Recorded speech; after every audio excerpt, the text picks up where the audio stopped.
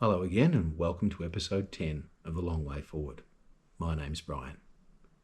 This episode is about standing for sustainability, and it's an example of values in action at work. Disclaimer and spoiler alert, I'm really passionate about the environment. Always have been since I was a young fella. There was a group, I forget their name, Friends of the Earth they're called. They had a saying that said, take only photos, leave only footprints. These days I work in environmental services and I specialise in recycling. So sustainability is something very close to my heart. Disclaimer over, spoiler alert over. Back to episode 10, values in action at work. Now, if you've been following along from the earlier episodes, you'll know that we've spent a lot of time talking about what you stand for. Principles, alignment, perseverance, reflection, and improvement. Today, I want to go off on a slight tangent, but it's related and it's relevant. I want to explore something slightly different, a value that some people choose to stand for, and what that looks like when that value shows up in real working environments. Sustainability. Now, the definition of sustainability is that which can be continued. And it means different things to different people. For me, it's environmental, but it can also mean workload sustainability, among others. Now, if you're getting value from the series, please subscribe now, because the next phase of episodes starts looking at how personal values begin influencing teams, workplaces, and leadership. And if your career is part of the reason why you're listening to this podcast, this will be very beneficial to you. Personal values influencing teams, workplace, and leadership in real-world situations. Now, when people hear environmental sustainability, they often think big picture, policies, global problems, large organisations, big numbers. But in reality, sustainability often starts with very small decisions made by ordinary people every single day. And for some people, sustainability becomes something they stand for. Not because it's trendy, because it feels like the right way to operate. We only get one planet. Sustainability as a personal principle is huge, because when it becomes a value you stand for, it changes how you see things. You start asking, is this waste necessary? Is there a smarter way to do this? How can the system work better long term? And those questions don't just apply to the environment. They apply to work, they apply to life, they apply to relationships, they apply to performance. Think about it. How can the system work better long term? Is there a smarter way to do this? It's all relevant. Now, here's a perspective from the real world. Well, it's my world. Hopefully it's the real one. A lot of my own experience has been working with recycling systems and helping workplaces improve how recyclables get handled and separated. And something I learned quickly is that most people aren't trying to do the wrong thing. They're just operating inside systems that make the wrong thing easier. Bins placed badly, labels unclear, processes confusing, expectations not communicated. When that happens, even people who care will default to convenience. That taught me something powerful. It taught me a really practical lesson. Behaviour usually follows design. If you want better outcomes, you don't just tell people to care more, you make the right behaviour easier. When recycling bins are clear and accessible, participation improves. Not because people changed overnight, but because the system changed and enabled it.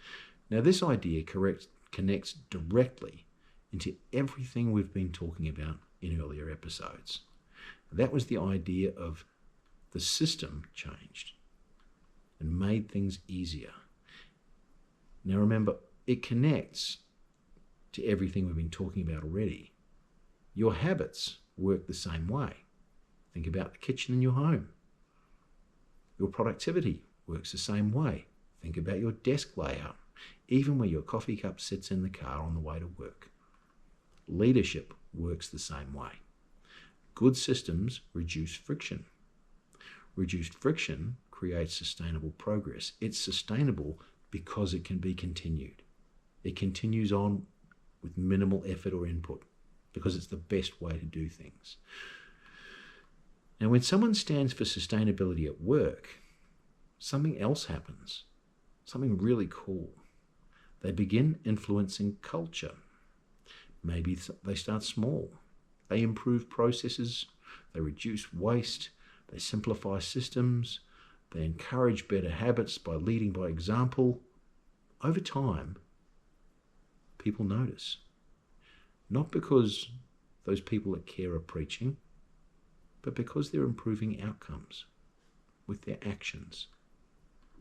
And here's a bigger insight. This is important. Sustainability in a workplace is not only about environmental impact. It's also about, and it's more about sustainable performance. You're avoiding burnout, reducing unnecessary effort, waste, and cost, building processes that last. Good systems help people perform better with less friction. Have a look at your own workplace.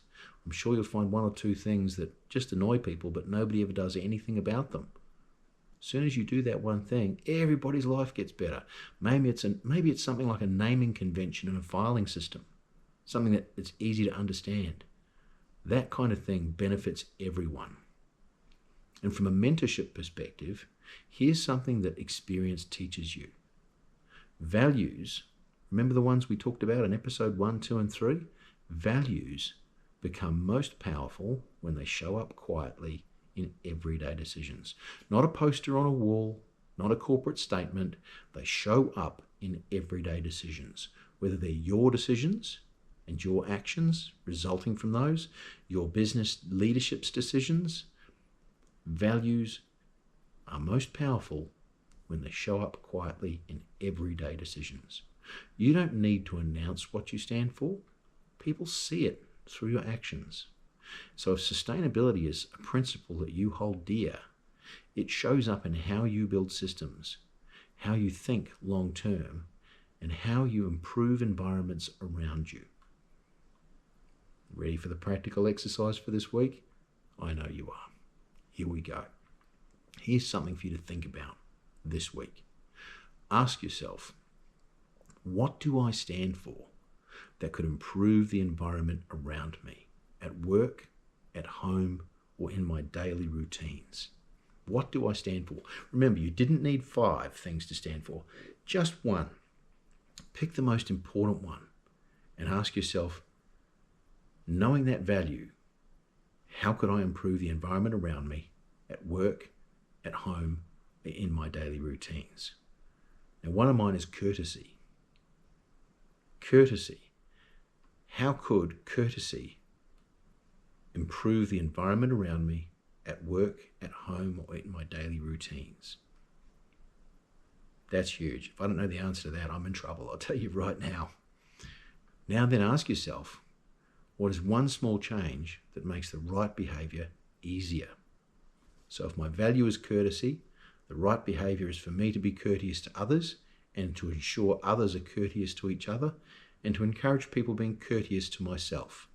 So if there are people who are not courteous to myself and my value is courtesy, then I need to find a way to encourage or assist those people to be courteous with myself, whether it be by setting boundaries, holding them accountable, or giving them a good example, or a combination of all three.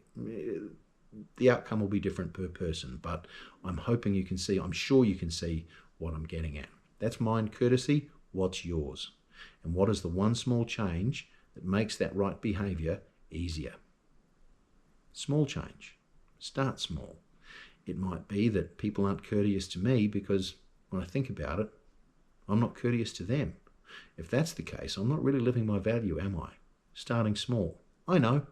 I'll make sure I greet people when I arrive at work instead of diving off into my desk. Small changes are how sustainable systems begin. And when you build better systems, this matters, by the way. It matters because when you build better systems, you help everyone around you without forcing change. They change because they want to. That's influence. Not Instagram influence, not TikTok. That's real world, get it done, make things better, just by the way you are influence. And that influence is the early stage of leadership. In the next episode, funnily enough, we're going to talk directly about leadership. Because once your values begin shaping systems and influencing people around you, you're already stepping into leadership, whether you realize it or not. So in summary, values are powerful, but they're only powerful when they move beyond ideas and into action. We walk the talk.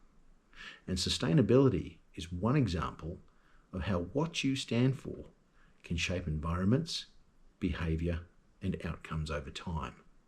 Small improvements, consistently applied. And that is the long way forward. Don't forget to subscribe if you're enjoying my podcast. I'm really enjoying creating these podcasts, and one of the numbers I watch is the number of people that listen to them, and that keeps me moving forward. So by all means, subscribe. Thank you for taking the time to listen to this podcast, and I hope to see you back in the future. Brian.